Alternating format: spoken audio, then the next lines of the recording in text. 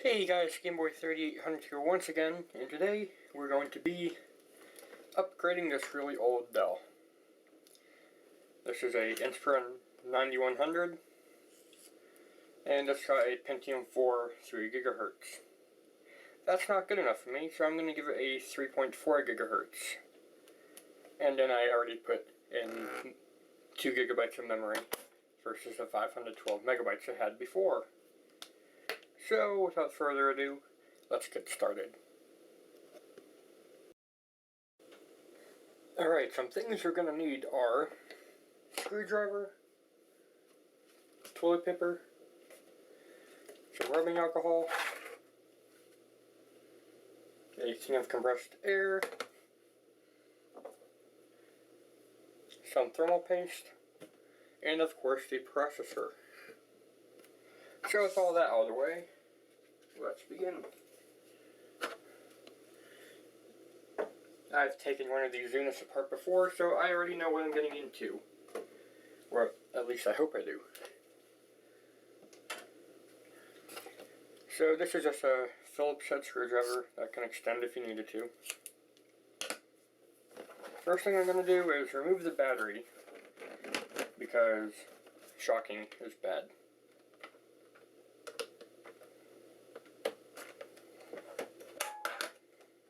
This is actually a 12-cell 95 watt-hour battery, so that's actually really good. If it still has a charge. The subwoofer actually has, well, yeah, the battery actually has a subwoofer in it, which is pretty cool. What we're gonna want to do is remove the hard drive caddy. No real reason, just kind of in case.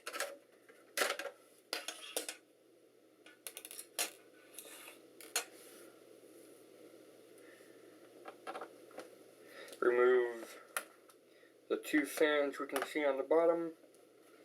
There's one more inside the system that we cannot get to yet, so we're going to let that come by when it comes by.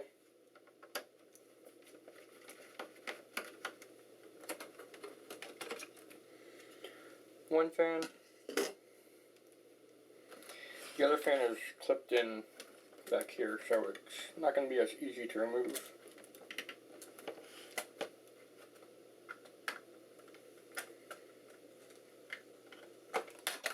There we go.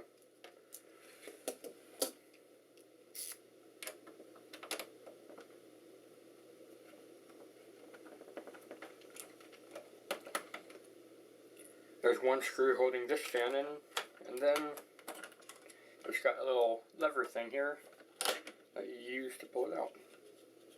Actually, quite a good little system they have going there. And put the screw back where it belongs.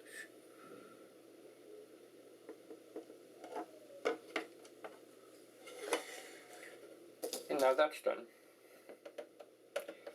I don't think we will need to be removing the screen, but in case we do, I will have this bottom cover off, which has the wireless card. Then the memory is under here. We don't need to mess with that.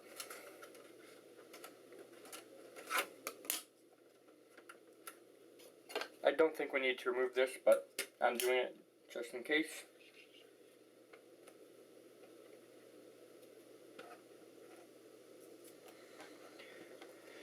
Next step would be to remove the keyboard, so that we can start getting to that last fan.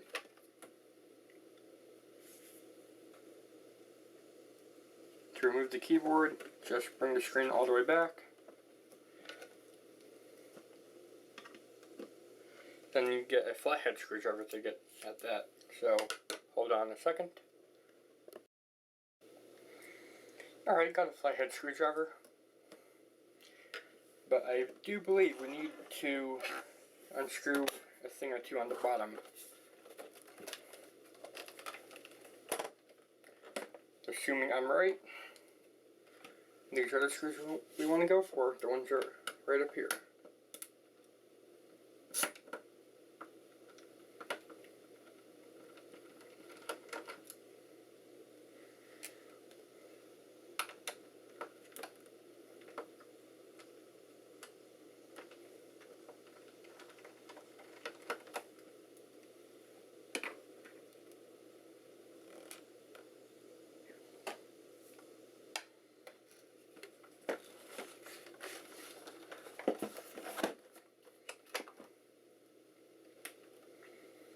Now let's see if I was right.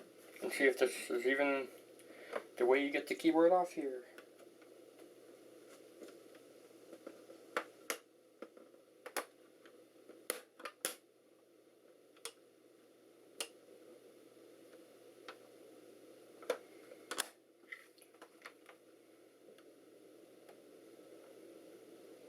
It does not seem that's the way. At least not yet.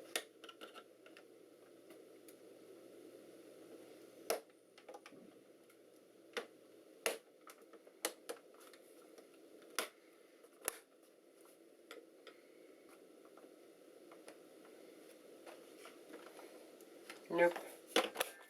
Alright. This simply means we need to undo more screws on the bottom. Those are for the display, which I don't think we need to take out.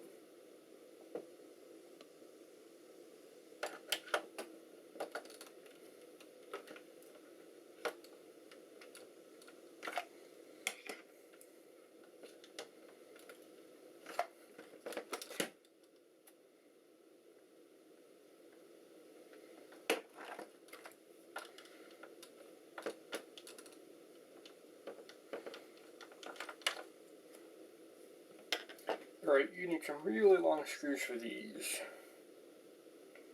Screwdriver. I'll be right back again. Got myself a screwdriver and turned on the top fan because, as always, it gets quite stuffy in this state, or country, or wherever I am. Earth. There we go.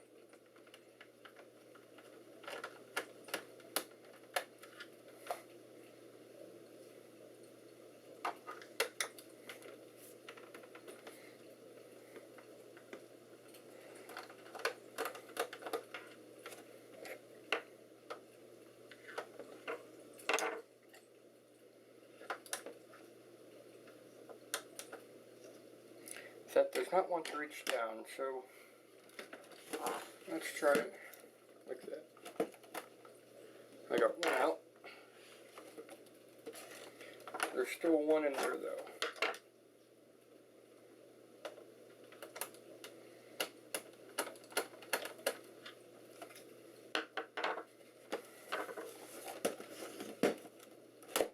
There we go.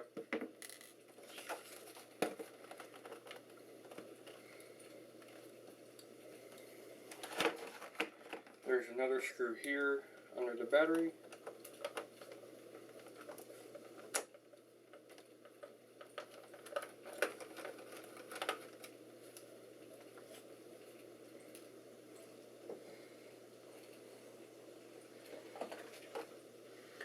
All of the screws labeled P are for palm rest.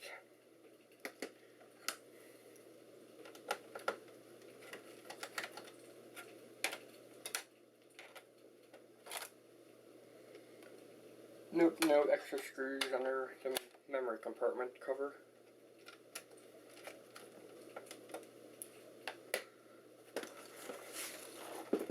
Alright, in theory, the palm rest should come right up now.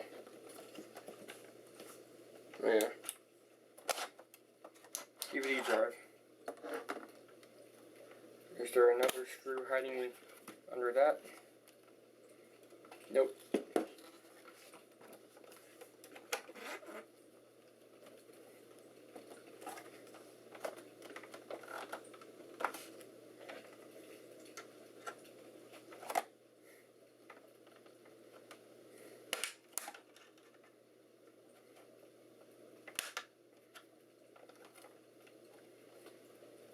There's still something holding it together.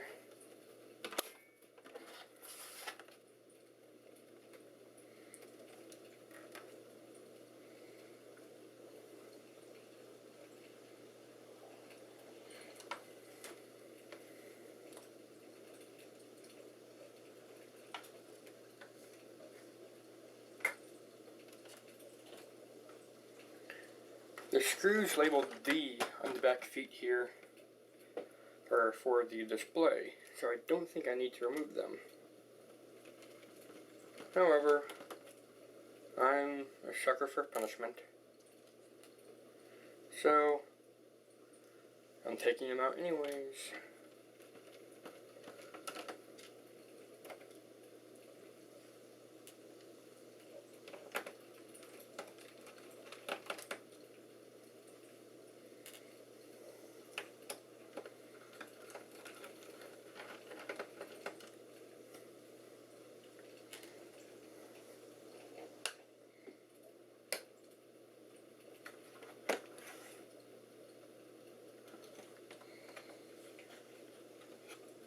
Alright, call me blind, but I think that's all of them. All the screws I can get to on the bottom of the case.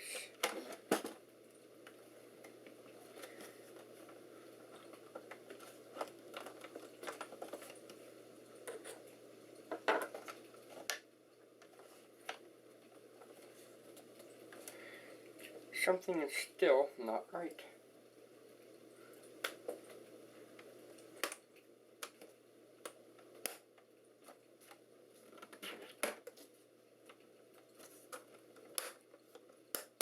There we go. It was this panel the entire time to get the keyboard off.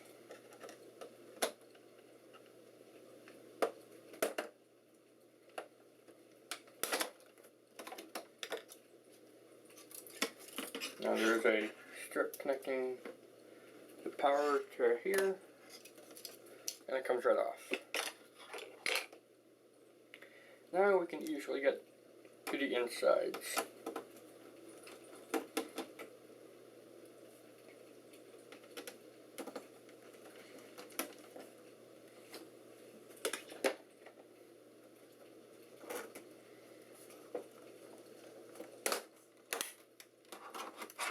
Yay.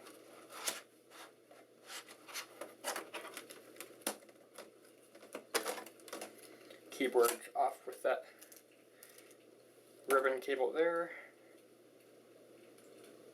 I believe we still use ribbon cables on most of our laptop keyboard stuffs.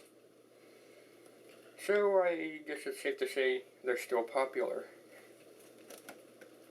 And just as I thought, we did not need to take off the display connectors. But until I can be 100% positive, I guess I'm not. We're taking off this blue outer ridge, which controls the media buttons and the keyboard mouse buttons.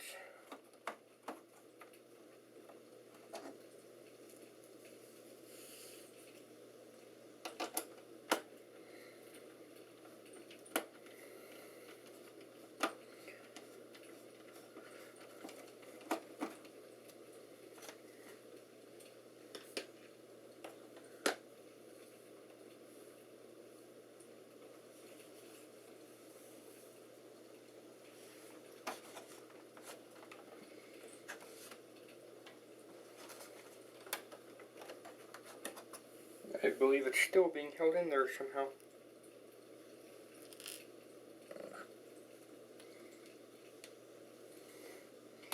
So, I'm going to take out the rest of these screws here.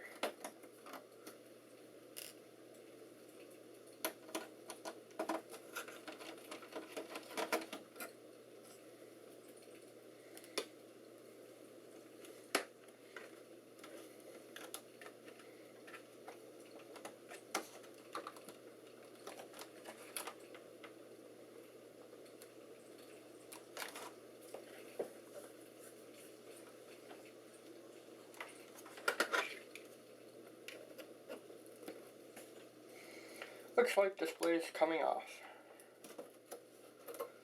I made a good call, I guess.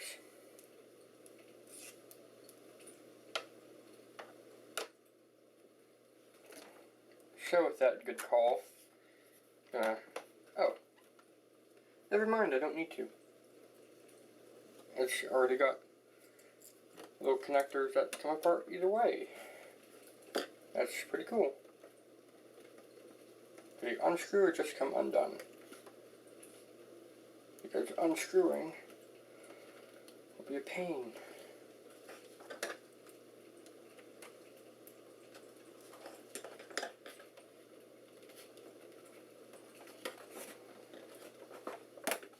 just undone. Hooray! Oh, there's still these extra panel things here. How do I get them off? Because they are covering the hinges. They're not screwed in. So, how does do? That's this question.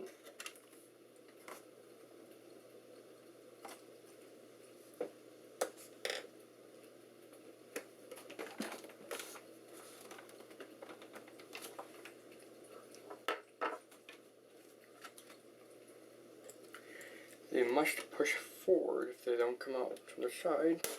Yeah, I was right.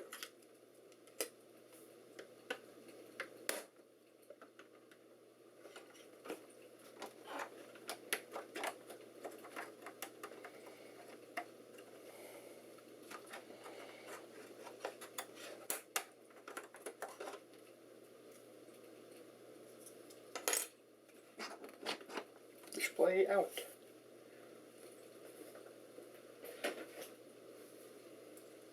Alright, now we can finally get to the last two screws of this palm rest.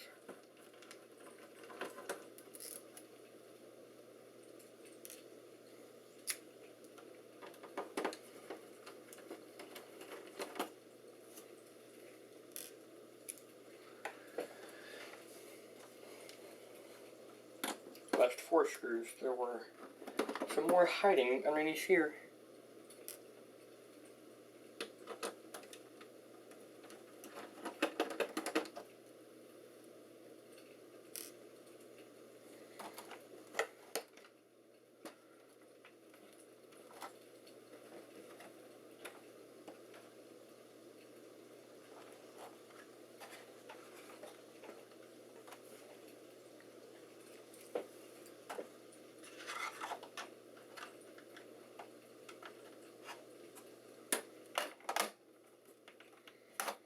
There we go. Now we're making some progress.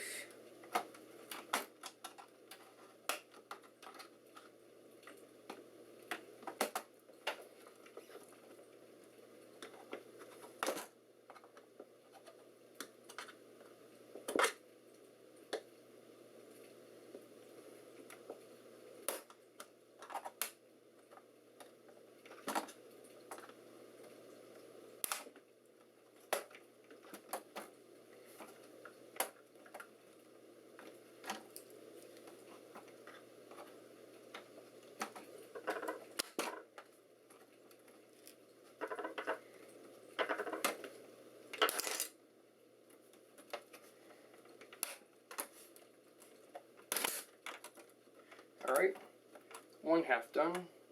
Mouse undone in that swift movement there.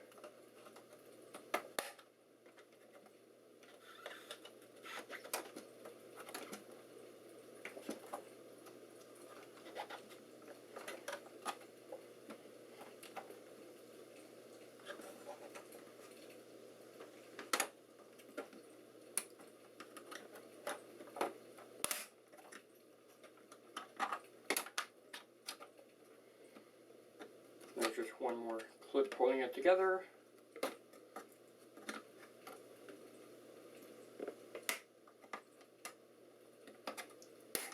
There we go.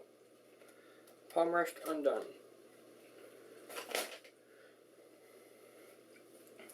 Now we can get to cutting out the insides.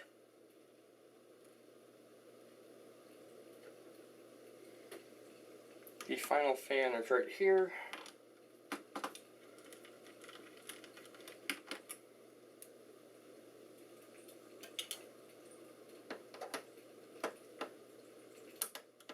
And we're taking it out just to clean it.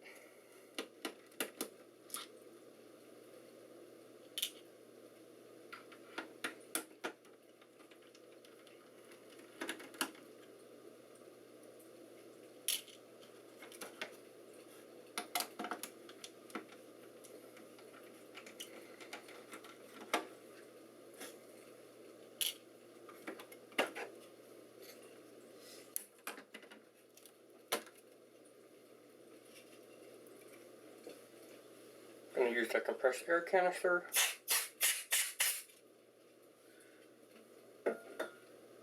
And now, to my blind eyes, it looks like we're ready to take out the heatsink. Gotta undo this power connection lead.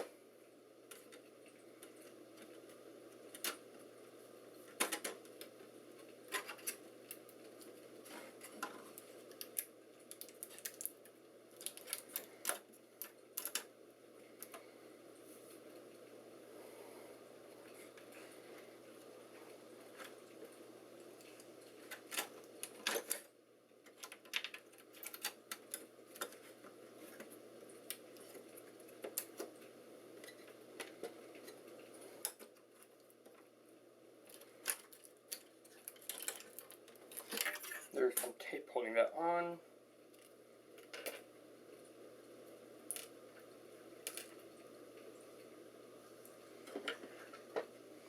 Now let's see if the heatsink will come out with ease.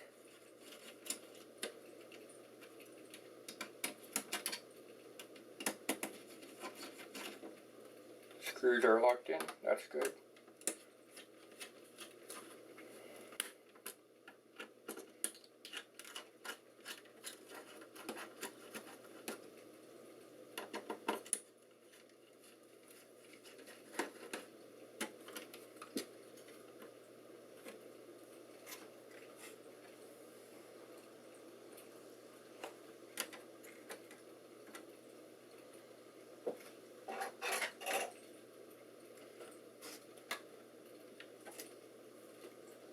I do believe we still need to take out more screws because there's more things holding it all together.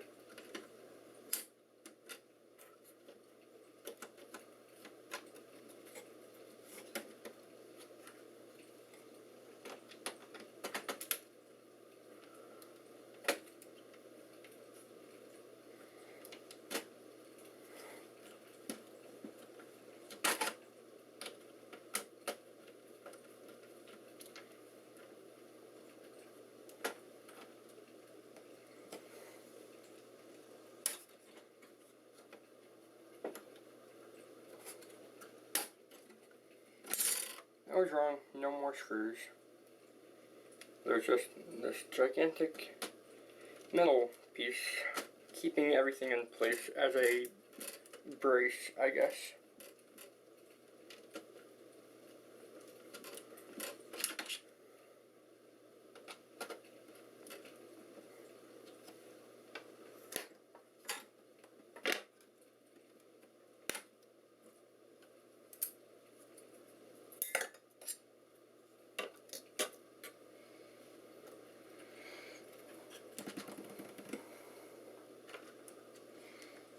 Looks like we gotta take out the video card to get to the processor. If desktops were like this, then I don't think as many people would be willing to do anything with a computer.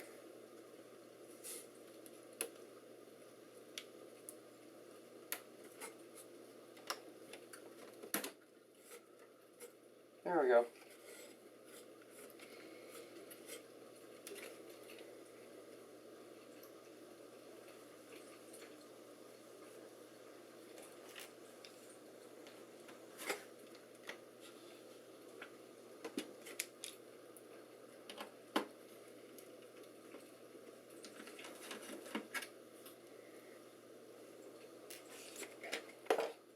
One last screw, and the video card will come out. No, it won't. That's a thing for the actual video card.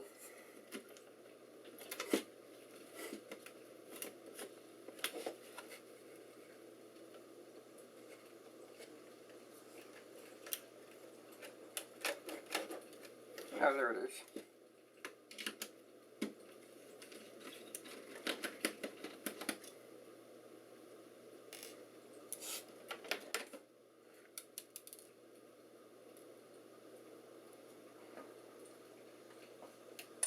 A piece of plastic broke off from something.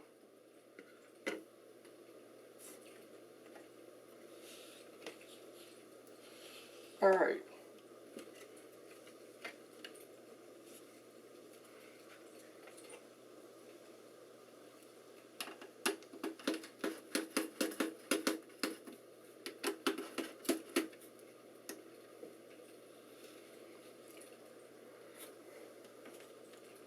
You would think that would be it, that there would be no more screws holding in this big old heatsink.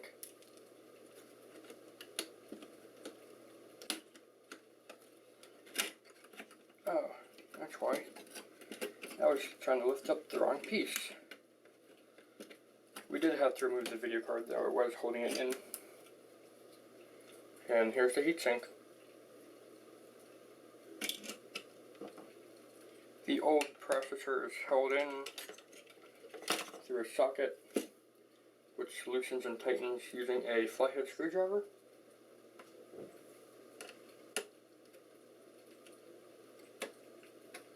There we go.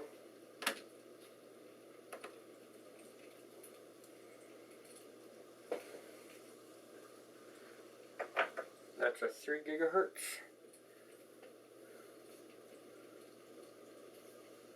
Here's a 3.4 gigahertz.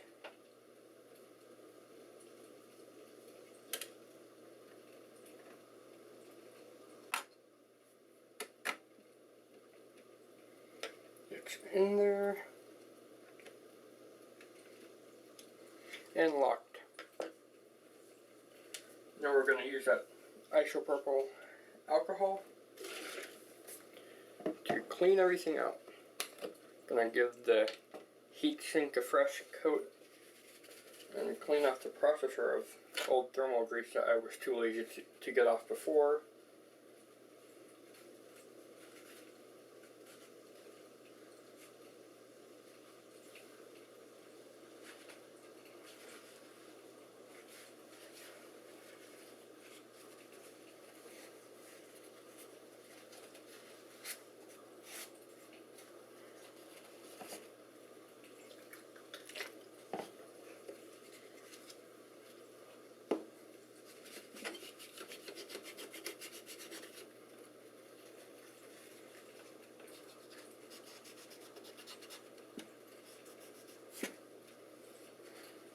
Alright, time for the heatsink to get this old thermal paste off.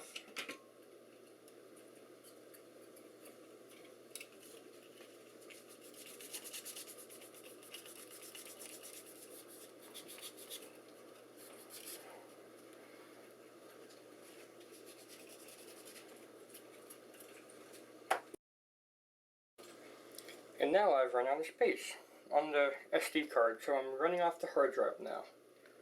In case the SD card didn't get it, we just wiped off the CPU and the main heatsink. Gonna put away the alcohol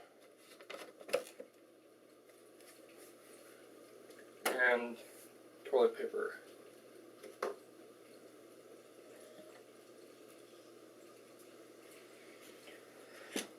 Alright. I'm going to clean out the heatsink vents with the compressed air.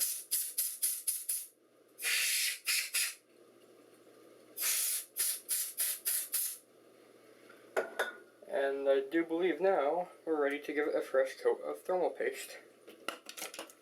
I usually prefer Icy Diamond, but Arctic Silver 5 is also a really good choice. Because this is a Pentium 4, I'm going to use the line method.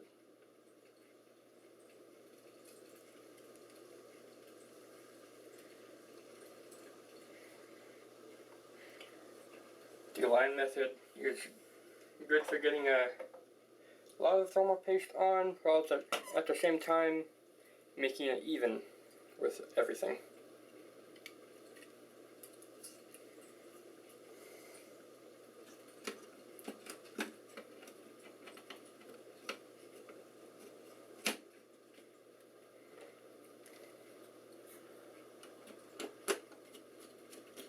Going to tighten the screws down one corner at a time and a little bit at a time to ensure that we get the most even heat spread as we can.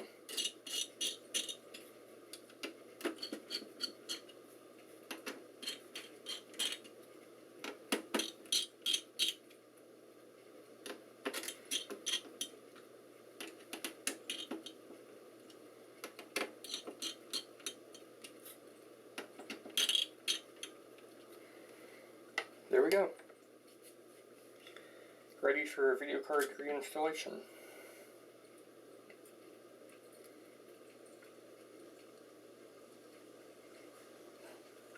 Gonna blow out the heat vent there too.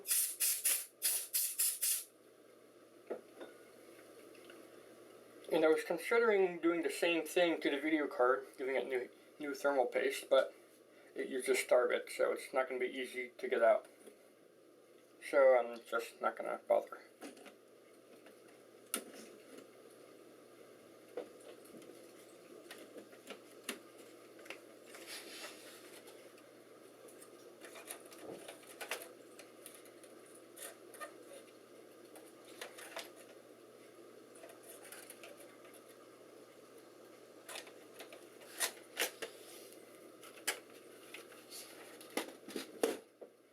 Video card goes in a certain way, I believe. I can't help but think I'm doing it wrong.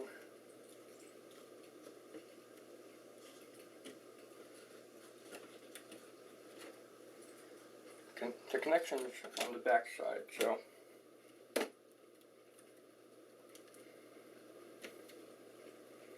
I guess that's it.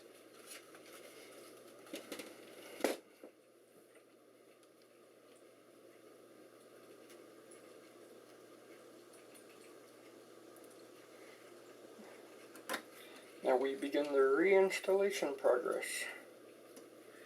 At this point you can fast forward, or at this point the video itself is fast forward and playing music. So see you when I'm all done.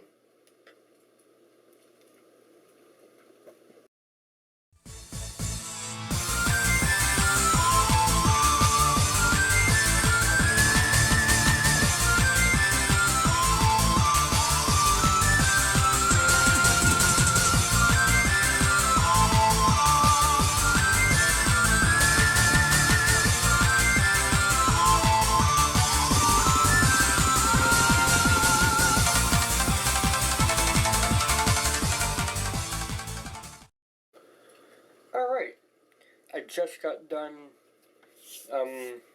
testing everything out.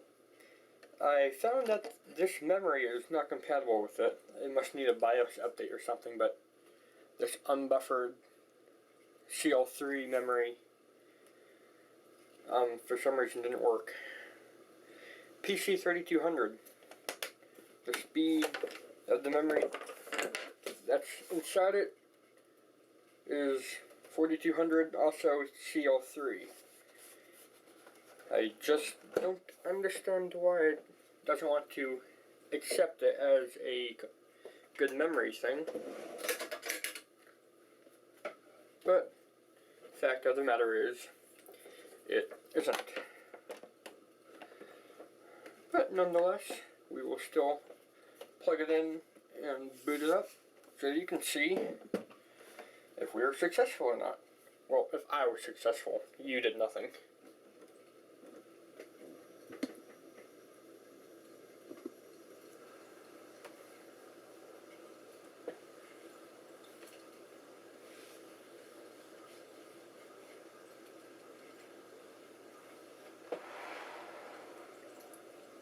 And there we go, 3.4 gigahertz. That was a success. And as soon as the thermal paste settles and then adjusts to the extreme heat that Pentium 4 put out, it will no longer do that fan revving, and it will be a good laptop to reuse. I had one of these laptops before and I used it to record gameplay, but then I sold it to get money to get another computer. I forget what I sold it for. Like, I got it for $50 back then, and sold it for $75 or $100. That was earlier in my selling career, so it was good for me. I got this one for $25, and I should be able to resell it if I do, but I want to actually use it.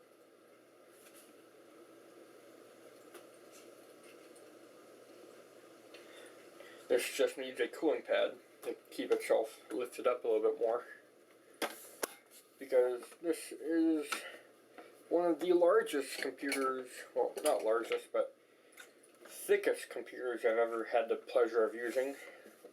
It's so big it looks like it already has a docking station on it. But no, it's just the actual computer. The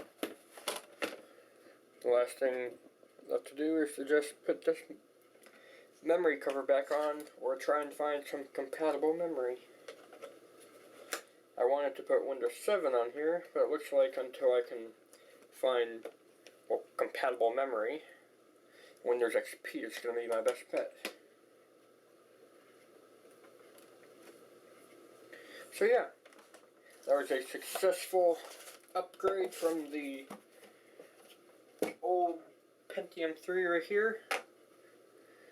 So, that's good enough for me. Thanks, Gameboy out. See you next time.